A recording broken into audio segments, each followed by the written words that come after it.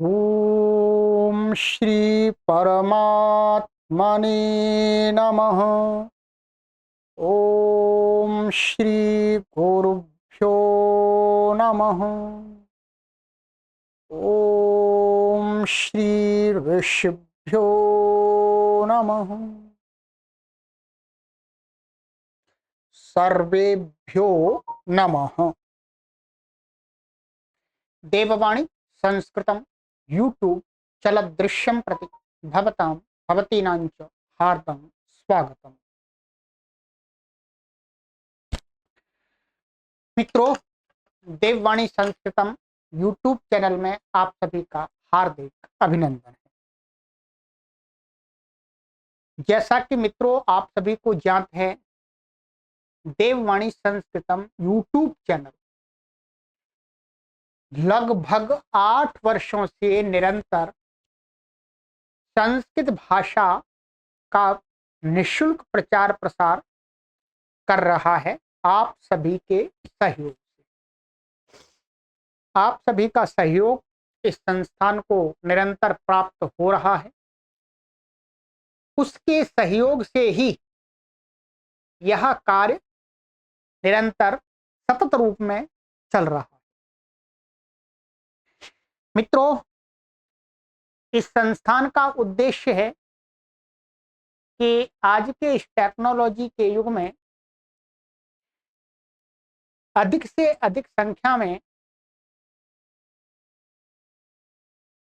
संस्कृत भाषा के विद्वान और विदुषियां तैयार हों। मुख्य रूप से यही इसका उद्देश्य है। आज से हम एक नई श्रृंखला का आरंभ करने जा रहे हैं, जिस श्रृंखला का नाम है अष्टाध्यायी प्रवेश। ठीक है,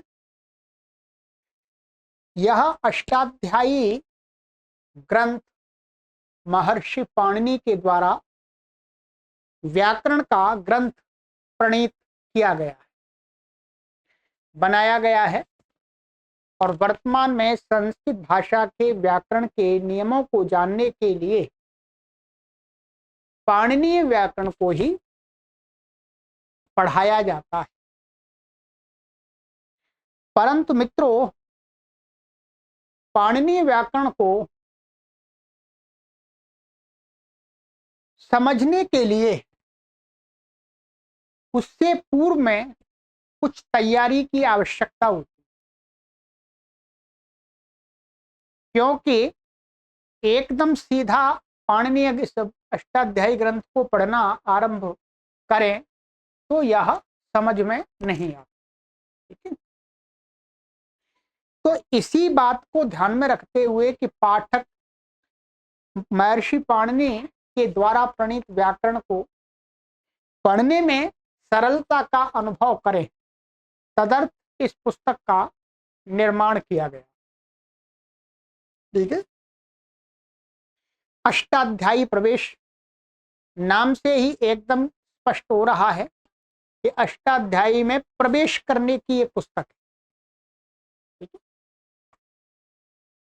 महर्षि पाणिनि के व्याकरण को पढ़ने से पूर्व उसकी कुछ मोटी मोटी जानकारियां पाठक को होंगी, तभी वो पढ़ पाएगा, समझ पाएगा। तो आज से इस कक्षा का हम आरंभ कर रहे हैं। ये कक्षा आपको पूरी सीरीज YouTube पर आपको प्राप्त होगी। इसके अलावा देववाणी संस्कृतम ऐप है, उस ऐप के अंदर आपको ये पूरा कोर्स PDF के साथ में उपलब्ध होगा। उस ऐप को डाउनलोड करने का लिंक हमने इसी वीडियो के डिस्क्रिप्शन में रख दिया है। उस पर क्लिक करके आप प्ले स्टोर में जाकर के देववाणी संस्कृतम ऐप को डाउनलोड करके इस कोर्स को आगे पढ़ सके। और देववाणी संस्कृतम यूट्यूब चैनल पर यह आपके लिए उपलब्ध है ही।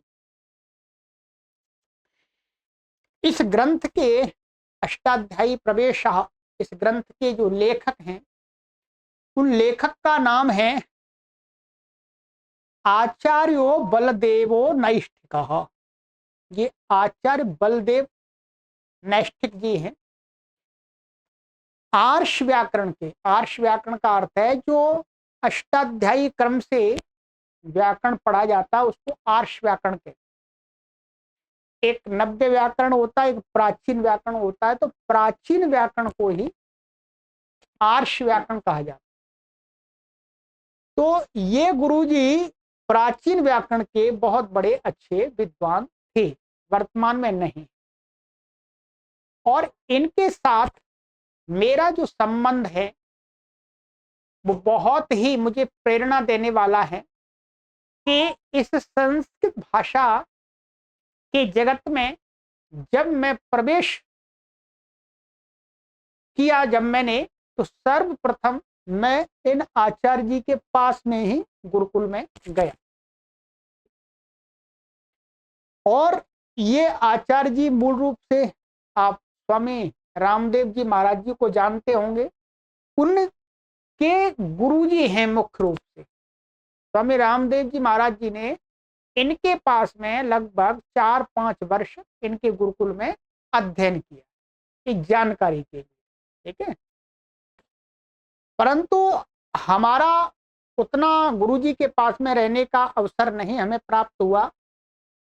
कुछ समय अर्थात 1 वर्ष के लगभग ही हम इनके पास में रहे। तो परंतु प्रवेश हमारा यहीं से आरंभ होता है, इसलिए हम आचार्य जी को प्रणाम करते हैं। और उनके द्वारा ये बहुत सुंदर ग्रंथ लिखा गया है, ठीक है। ये ग्रंथ कोई प्रकाशित नहीं करता था, तो मैंने ही अपने पुरुषार्थ से इसको शुद्ध रूप में प्रकाशित कर दिया है। तो आप पुस्तक यदि प्राप्त करना चाहते हैं तो अवश्य इसको मंगा लें संपर्क करके, ठीक है। संपर्क सूत्र ये दिए हुए हैं और ये देववाणी संस्कृतम यूट्यूब चैनल पर ये जो डिस्क्रिप्शन बॉक्स है वहां पर भी दिए। बाकी अब पढ़ाएंगे तो आपको अपने आप ज्ञात हो जाएगा, ठीक है। तो ये आचार्य जी इसके लेखक हैं और ये है तो अष्टाध्यायी प्रवेश, क्योंकि हमने अष्टाध्यायी का कोर्स तैयार कर दिया है पहले, परंतु अष्टाध्यायी का कोर्स को पढ़ते समय लोगों को कठिनाई होती है। तो अब इस कोर्स को भी तैयार हम कर रहे हैं, तो इसका भी आप भरपूर लाभ ले लेंगे। यहाँ पर एक प्लेलिस्ट बना देंगे अष्टाध्यायी प्रवेश, उसी में सीरीज से कक्षाएं आपको मिलती रहे, ठीक है। संस्कृत भाषा के प्रचार प्रसार के लिए आपसे आशा करते हैं कि आप इसको अधिक से अधिक लोगों तक शेयर करें, ठीक है। चलिएगा, तो आप मानिएगा कि आप थोड़ी संस्कृत के अनुवाद जानते हैं, परंतु आप व्याकरण की कोई जानकारी नहीं रखते हैं, महर्षि पाणिनि के व्याकरण की आपको कोई जानकारी नहीं है, वहां से ये आपको आरंभ करें, ठीक है। चलिएगा, और कोई विशेष जानकारी चाहिए तो व्हाट्सएप पर संपर्क कीजिएगा, ठीक है। और चैनल को सब्सक्राइब कर लेंगे तभी आपको ये वीडियो देखने को मिलेंगी, ठीक है। ये हमारे देववाणी संस्कृतम के अनेक प्लेटफॉर्म बने हुए हैं, हर सोशल प्लेटफॉर्म पे हमारा है ये, वहां पर आप अवश्य फॉलो करें, ठीक है। ये आचार्य जी का फोटो है, फोटो भी मैं दिखा देता हूं आपको, ठीक है। बाकी विस्तार तो परिचय है, परिचय की हमने एक वीडियो अलग बनाई हुई है और इसके अलावा परिचय आपको पुस्तक में पढ़ने को मिल जाएगा। ये परिचय मैंने लिख दिया गुरु जी का, ठीक है। चलिएगा, अब हम आरंभ करेंगे। इसमें क्या है, इस प्रकार से विषय वस्तु को बांटा गया है, 8 प्रकरणों में इसको बांटा है।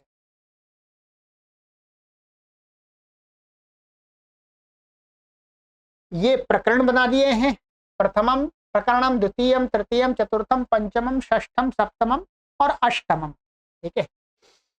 और इन प्रकरणों में क्या क्या है वो यहाँ पर लिखा हुआ है, ये पृष्ठ संख्या है पुस्तक की, ठीक है। प्रथमम प्रकरणम ये है, ये सामान्य प्रकरण है वास्तव में। प्रथमम प्रकरणम में क्या सामान्य प्रकरण दिया है, इन्होंने सामान्य बातें बताई हैं। और दूसरे में प्रत्याहार प्रकरण, प्रत्याहार संबंधी बातें, तीसरे प्रकरण में ये आपको अनुवृत्ति, सूत्रों की अनुवृत्ति आदि, पदच्छेद, विभक्ति प्रकरण आदि बताएंगे। और चौथा प्रकरण है समास प्रकरण है, ठीक है, समास प्रकरण। पंचम प्रकरण है आपका अर्थ प्रकरणम। अर्थ प्रकरण से तात्पर्य संज्ञा विषय, ठीक है, संज्ञाओं के बारे में बताएंगे। और षष्ठम प्रकरणम सिद्धि प्रकरणम, जिसमें सिद्धियां बताई जाएंगी शब्दों की। और ये सप्तमम प्रकरणम वाच्य प्रकरण, वाच्य प्रकरण है, कर्तृवाच्य, कर्मवाच्य, भाववाच्य आदि अष्टाध्यायी के व्याकरण से जो सूत्र है उनसे कैसे होता है।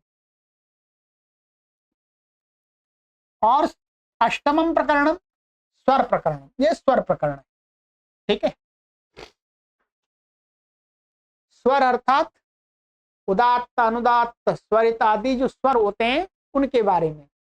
तो ये सारी बातें जब आपको मालूम हो जाएंगी तो आप अष्टाध्यायी को आराम से समझ सकेंगे, ठीक है। चलिएगा अब आरंभ करते हैं। यहां से ये दिया, ये इसमें संज्ञा सूची पत्र दिया है, तो ये सारी संज्ञाएं आपको यहाँ पर इसमें बताई जाएंगी, ठीक है। इसमें 70 संज्ञाएं आपको समझा रहे हैं, 70, हाँ 70 संज्ञाओं की। वे संज्ञाएं तो और भी है, पर मूल रूप से ये जो प्रसिद्ध संज्ञाएं उनके बारे में आपको बता दें, ठीक है। चलिए अब लिया है इन्होंने प्रथमम प्रकरण। प्रथमम प्रकरण से अर्थात कोई पाठक है, कोई विद्यार्थी है, वो कुछ भी नहीं जानते व्याकरण के विषय में, तो उनका आरंभ कहां से करें, उनको कहां से हम समझाना आरंभ करें। ये अध्यापकों के लिए भी एक विद्यार्थियों को पढ़ाने कैसे पढ़ाएं आरंभ से, अध्यापकों को भी कई सब समझ में नहीं आता है कि कहां से आरंभ करें, तो उनके लिए भी एक अच्छी गाइडेंस वाली पुस्तक है, ठीक है। तो सामान्य प्रकरण, इसमें सामान्य बातें बताएं। सामान्य बातें क्या हैं? सबसे पहले यहाँ प्रश्न और उत्तर के माध्यम से समझाया गया है। पहला प्रश्न किया है, मानो छात्र ने प्रश्न किया कि अष्टाध्यायी किसे कहते हैं। ये अष्टाध्यायी है, अष्टाध्यायी किसे कहते हैं। गुरुजी ने मानो बोला कि भाई अष्टाध्यायी पढ़ाएंगे, तो छात्र को पता ही नहीं तो पूछेगा ना अष्टाध्यायी क्या होती है। तो उत्तर दिया है यहाँ पर ना कि 8 अध्यायों वाली पुस्तक का नाम अष्टाध्यायी है। जिस पुस्तक में 8 अध्याय है उस पुस्तक को अष्टाध्यायी कहते हैं, ठीक है। अष्ट माने 8 और अध्याय, ठीक है, और 8 अध्याय है जिसमें वो अष्टाध्यायी हो गई। फिर आगे प्रश्न बनता है कि अष्टाध्यायी में क्या है। छात्र के मन में आता है वे अष्टाध्यायी, ठीक है, जान लिया 8 अध्याय, है क्या इसके अंदर। तो उत्तर दिया गया है कि व्याकरण के सूत्र हैं इसके अंदर। ये अष्टाध्यायी पुस्तक है, इसमें क्या है, व्याकरण के, ग्रामर के सूत्र हैं। अच्छा जी, चलो फिर आगे कहते हैं कि व्याकरण किसे कहते हैं। ये सामान्य, अभी बहुत आप डीपली में तो हम आपको आगे ले जाएंगे, इस ग्रंथ में नहीं ले जाएंगे, वो ग्रंथ अष्टाध्यायी भाष्य में, ठीक है। यहाँ सामान्य परिचय आपको पहले समझना है। व्याकरण किसे कहते हैं, तो यहाँ पर उत्तर दिया है जिससे शब्द शुद्ध किए जाएं उसे व्याकरण कहते हैं। अर्थात जिन नियमों के द्वारा कोई भी शब्द है संस्कृत भाषा का, उसको शुद्ध रूप में जाना जावे, किया जावे माने जाना जावे, उसे कहते हैं व्याकरण। व्याकरण के ज्ञान के बिना विद्यार्थी प्रकाशन आदि की त्रुटि के कारण पुस्तक में लिखित अशुद्ध शब्द को भी घोंट लेता है तथा उस शब्द को पत्रादि में लिखकर अथवा विद्वानों के सम्मुख बोलकर उपहास का पात्र बनता है। ये बिल्कुल सही बात है। व्याकरण का ज्ञान नहीं है यदि विद्यार्थी को या अध्यापक को, तो क्या है, जैसा पुस्तकों में प्रकाशित है, पुस्तकों में तो मिस्टेक भी हुआ करती है, टाइपिंग मिस्टेक बहुत सारी शब्दों में, तो व्याकरण की जानकारी नहीं है, तो प्रकाशन आदि जो ग्रंथ आदि है उनमें त्रुटि के कारण, किसी कारण से दोषवश यदि पुस्तक में लिखित अशुद्ध शब्द को भी घोंट लेता है, वो यही पुस्तक में लिखा है सही ही होगा, वैसा ही याद कर लेता है, तथा उस शब्द को पत्र आदि में लिखता है, वैसा ही वो फिर लेखन में करता है, जैसा कि आजकल तो बहुत देखा जाता है हिंदी में। और क्या है, अथवा विद्वानों के सम्मुख बोल करके, अथवा विद्वान जो जानकार लोग हैं व्याकरण के, उनके सामने जब बोलता है तो क्या है, उपासका पात्र बनता है। उपासका माने लोग सोचते हैं तो कुछ जानता ही नहीं है भाई, कैसा व्याकरण, कैसा अध्यापक है, कैसा विद्यार्थी है। अतः व्याकरण अवश्य पढ़ना चाहिए, इसलिए अपनी भाषा को शुद्ध करने के लिए व्याकरण अवश्य पढ़ना चाहिए। ठीक है, ये बहुत सुंदर बात बताई है। ठीक है, व्याकरण के बिना आप शुद्ध भाषा का ज्ञान नहीं कर सकते। यदि संस्कृत भाषा का शुद्ध ज्ञान करना है तो आपको व्याकरण पढ़ना ही पड़ेगा। अब यहां पर आगे प्रश्न उठाया है कि सूत्र किसे कहते हैं। सूत्र किसे कहते हैं, तो उत्तर दिया है कि संक्षिप्त नियम को सूत्र कहते हैं। कोई भी हमने नियम बनाया, उस नियम को माने कम से कम शब्दों में बताने वाला जो शब्द समूह होता है उसको कहते हैं सूत्र। व्याकरण के सूत्र नियम व्याकरण के सूत्र कहलाते हैं, माने व्याकरण के जो सूक्ष्म नियम होते हैं उन्हीं को व्याकरण के नियम कहते हैं। वही नियम है इसके अंदर, ठीक है, उन्हीं को सूत्र कहते हैं। ठीक है ये। और प्रश्न अष्टाध्यायी किसने बनाई जी? ठीक है, प्रश्न हो जाता है। उत्तर है, परोपकार प्रिय एवं सकल शास्त्रों के ज्ञाता महर्षि पाणिनि ने इस अष्टाध्यायी ग्रंथ का प्रणयन किया, बनाई। ठीक है, महर्षि पाणिनि परोपकार प्रिय व्यक्ति थे और विद्वान थे, सभी शास्त्रों के माने जो व्याकरण संबंधी शास्त्र थे उनके। प्रश्न, अष्टाध्यायी में कुल कितने अध्याय हैं जी? उत्तर दिया है 8 अध्याय। इसके अंदर कितने अध्याय हैं, इसको कितने भागों में बांटा गया? 8 भागों में, 8 अध्याय। फिर आगे प्रश्न किया कि अष्टाध्यायी के प्रत्येक अध्याय में कितने पाद हैं। इसमें अध्याय में फिर पाद है, अध्याय में भी भाग उसको डिवाइड किया है, तो उसको पाद बोलते हैं। ठीक है, प्रत्येक अध्याय में 4 पाद हैं, माने एक अध्याय को 4 भागों में बांट दिया है, तो उन 4 भागों को पाद नाम दिया है। ठीक है, पाद का अर्थ होता है चौथाई, तो 4 हो गए तो चौथाई हो गया। इस प्रकार सब मिलाकर पूरी अष्टाध्यायी में कितने पाद हो गए? 32। 32 हो गए, 8 चौक 32। ठीक है, ये जानकारी हो गई। अब इसी जानकारी को पूरा, ये जानकारी आपको तो बहुत होनी चाहिए। ठीक,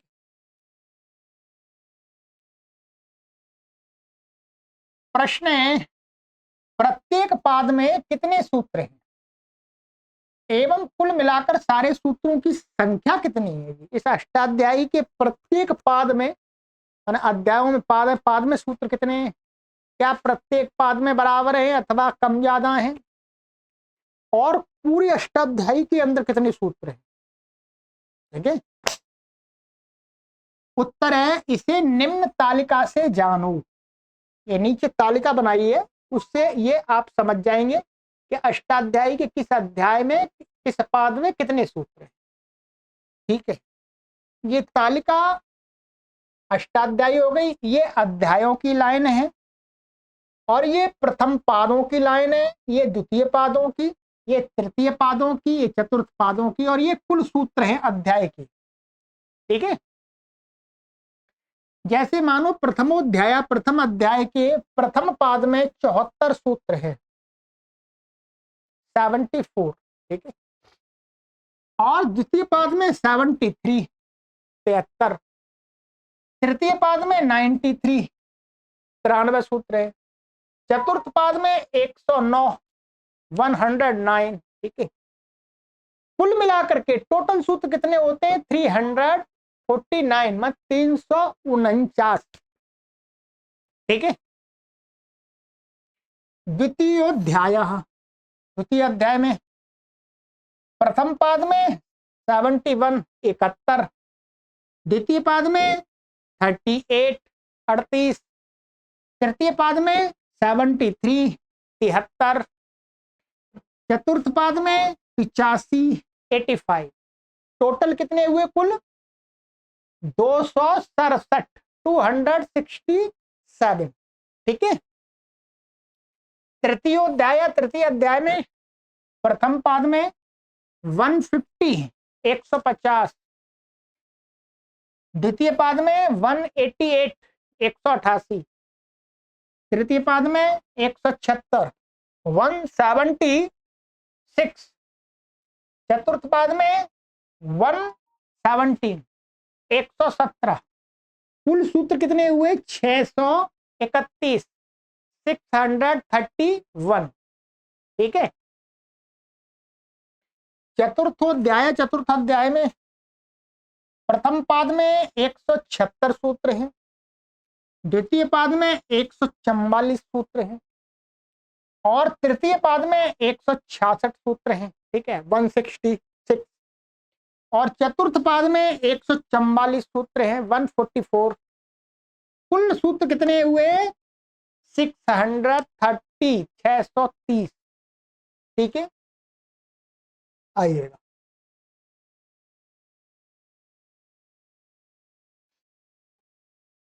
पंचमोध्याय प्रथम पाद 135 135, द्वितीय पाद 140 140, तृतीय पाद 119 119 और चतुर्थ पाद 160 160।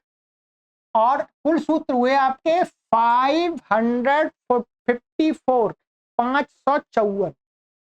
ठीक है। षष्ठोध्याय 218 प्रथम पाद 218, द्वितीय पाद 198 198, तृतीय पाद 138 138, चतुर्थ पाद 175 175। कुल सूत्र कितने? 729 729। सबसे अधिक सूत्र इसी पाद में है, ध्यान रखें, वो इसी अध्याय में। ठीक है। छठवें अध्याय में सप्तमोध्याय प्रथम पाद 103 103, द्वितीय पाद 118 118 और तृतीय पाद 119 119 और चतुर्थ पाद 97 97। कुल सूत्र हो गए 437 437। ठीक है। अष्टमोध्याय प्रथम पाद 74 74, द्वितीय पाद 108 108 और तृतीय पाद 119 119 और चतुर्थ पाद 67 67। कुल सूत्र कितने हो गए? 368। ठीक है। अब ये सूत्र हो गए। इसके अलावा एक प्रतिज्ञा सूत्र है अष्टाध्याय में, सबसे पहले प्रतिज्ञा वाला सूत्र है और प्रत्याहार सूत्र हैं 14, जिनको आप माहेश्वर सूत्र कहते हैं, शिव सूत्र कहते हैं, उनको प्रत्याहार सूत्र भी कहते हैं। तो वो है 14। ठीक है। कुल मिलाकर के 1 और 14 ये 15 हो गए। अब टोटल करेंगे, कुल योग होगा 3980 3980। इतने इस अष्टाध्यायी के अंदर सूत्र हैं। ठीक है। कितने सूत्र हैं? इतने सूत्र। ये हो गया 3980। ये अष्टाध्यायी की मूलभूत जानकारी है। ये तो प्रत्येक पाठक को, संस्कृत वाले को होनी ही चाहिए। ठीक है। अब आगे जो प्रश्न किया है उस प्रश्न पर चलते हैं। प्रश्न किया यहां पर कि अध्याय, पाद एवं सूत्र कैसे लिखें। अब ये क्या है, पढ़ते पढ़ाते समय सूत्रों को बताना पड़ता है इस सूत्र को देखो, इस सूत्र को देखो, इस सूत्र को देखो, तो बताएं कैसे कि मानो भाई इस अध्याय का सूत्र है, इस पाद का है, ये सूत्र संख्या है। वो तरीका बता रहे, पढ़ते पढ़ाते समय ये बात ध्यान रखेंगे। इनको क्रमशः प्रथम, द्वितीय और तृतीय संख्या से जाने। माने पहली प्रथम संख्या, द्वितीय संख्या, तृतीय संख्या। कैसे? प्रथम संख्या जो बताएंगे, प्रथम संख्या किसकी होगी? अध्याय को बताएंगे। और द्वितीय संख्या, द्वितीय माने द्वितीय संख्या पाद के लिए, वो पाद को बताएगी। और तृतीय संख्या सूत्र के लिए जाने। कैसे? अभी अब बता रहे हैं आगे।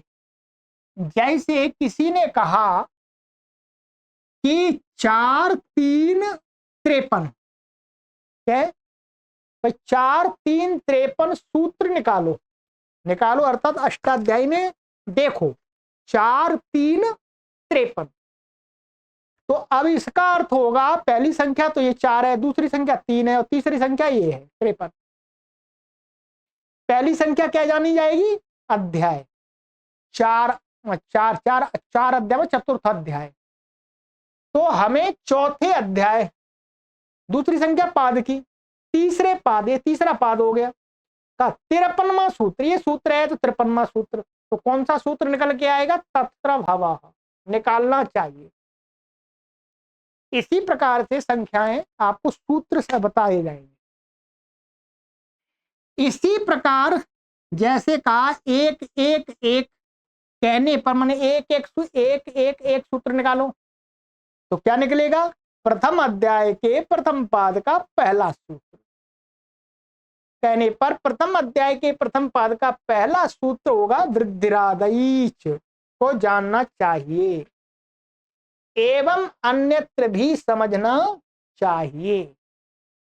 अब यही संख्या आपको समझनी है। मानो मैंने कहा कि भाई आप इस अष्टाध्यायी में 8 2 3 नंबर का सूत्र निकालो। क्या है? 8 2 3।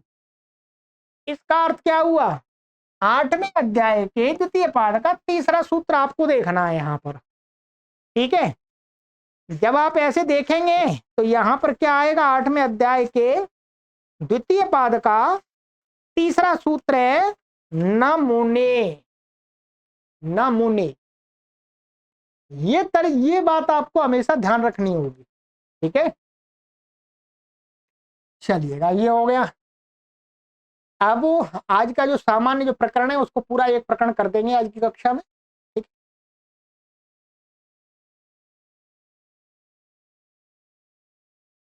प्रतिज्ञा सूत्र जो अभी बताया था कि एक प्रतिज्ञा सूत्र और 14 प्रत्याहार सूत्र। तो प्रतिज्ञा सूत्र कौन सा है वो बता रहे हैं। प्रतिज्ञा सूत्र अष्टाध्यायी के अंदर अथ शब्दानुशासन, इसको प्रतिज्ञा सूत्र मानते हैं। प्रतिज्ञा कर रहे हैं, ठीक है भैया, ऐसा करना है। अब यहां पर इसे अथ शब्दानुशासनम को कहते हैं। शंका इसमें उठे, प्रश्न उठाया कि अथ शब्द का क्या अर्थ है जी? इस अथ शब्द का क्या अर्थ? तो अथ शब्द का अर्थ है, उत्तर देते हैं कि अथ शब्द अधिकार को सूचित करता है। क्या है? अथ शब्द किसको सूचित करता है? कि अधिकार है। अधिकार का अर्थ यहां पर क्या समझना है? अर्थात शब्दानुशासनम, यानी इसका अधिकार, अधिकार का अर्थ यहां पर है विषय। इससे आगे जाने, ये प्रतिज्ञा करते हैं कि यहां माने अथ माने विषय, जाने, प्रतिज्ञा करते। अब यहां से आगे जाने, क्या जाने? शब्दानुशासनम। ठीक है, शब्दानुशासनम। तो शब्दानुशासनम को जानना है। अब शब्दानुशासनम बताते हैं। शब्दानुशासन क्या होता है? प्रथम प्रश्न कहते हैं शब्दानुशासन किसे कहते हैं? जो सामान्य पाठक को, नए पाठक को तो पता नहीं होता वास्तव में ये बातें। ठीक, तो शब्दानुशासनम का उत्तर दिया यहां पर, शब्दानुशासन व्याकरण को कहते हैं। शब्दानुशासन कहें या व्याकरण कहें, एक ही बात है। तो अब यहां पर इसका अर्थ हुआ कि अब व्याकरण का यहां से आगे विषय आरंभ होगा, अर्थात इस ग्रंथ में आपको शब्दों को शुद्धता के व्याकरण नियम बताए जाएंगे। ठीक है, ये प्रतिज्ञा हो गई, ये प्रतिज्ञा कर दी, और इसमें कोई बात नहीं होगी दूसरी इधर उधर की कहानियां किससे है। क्या बात चलेगी इस ग्रंथ के अंदर? व्याकरण चलेगा, व्याकरण का ही विषय चलेगा, व्याकरण के नियम चलेंगे। तो ये आज की कक्षा में मैंने इति सामान्य प्रकरणम, जो पहला प्रकरण है वो समाप्त कर दिया, ये छोटा सा ही था। ठीक है, अब अगली कक्षा में हमारा प्रकरण आरंभ होगा प्रत्याहार प्रकरण। ठीक है, तो आज की कक्षा में आपको ये बातें नोट कर लेनी है, और पुस्तक को मेरे अनुसार आप अवश्य मंगाएं। पुस्तक को आप मंगाएंगे तो इन वीडियो के माध्यम से आप स्वयं नहीं इसको भी समझ सकते। ठीक है, ऐसा नहीं समझे कि मैं आप अपने आप समझ लेंगे, नहीं, ये मुझे पढ़ाना ही होगा, मैं तो पढ़ाऊंगा ही आपको, परंतु पुस्तक आप मंगाएं। पीडीएफ किसी को नहीं मिलेगी, ये ध्यान रखेंगे, पीडीएफ किसी को नहीं मिलेगी। नहीं तो लोग पीडीएफ पीडीएफ पीडीएफ क्यों मिलेगी भाई? ये प्रकार ये छापी गई है, इसलिए छापी गई है। पीडीएफ किसी को नहीं मिलेगी, पुस्तक आपको मंगानी ही चाहिए। देखो, इन पुस्तकों को प्रकाशित करने में बहुत परिश्रम लगता है, ये कोई पॉपुलर पुस्तकें नहीं है। ठीक है, ये संस्कृत भाषा की रक्षा के लिए बनाई जा रही है पुस्तकें। तो ये अगली कक्षा में प्रत्याहार के विषय में चलेंगे, हैं, इनको आप माहेश्वर सूत्र कहते हैं, शिव सूत्र कहते हैं। ठीक है, परंतु इनको वास्तव में प्रत्याहार सूत्र ही जानना चाहिए। ठीक है, तो अब आगे की कक्षा में मिलते हैं। हम इतनी ही कक्षा बनाएंगे, 30 मिनट की, 30 या 35 मिनट की। ठीक है, अब देखते हैं कितनी कक्षाओं में ये समाप्त हो जाएगा, और इसे आप पढ़ेंगे, फिर आप आराम से अष्टाध्यायी ग्रंथ में प्रवेश कर जाए, कठिनाई नहीं होगी। ठीक है, सर्वेभ्यो नमः।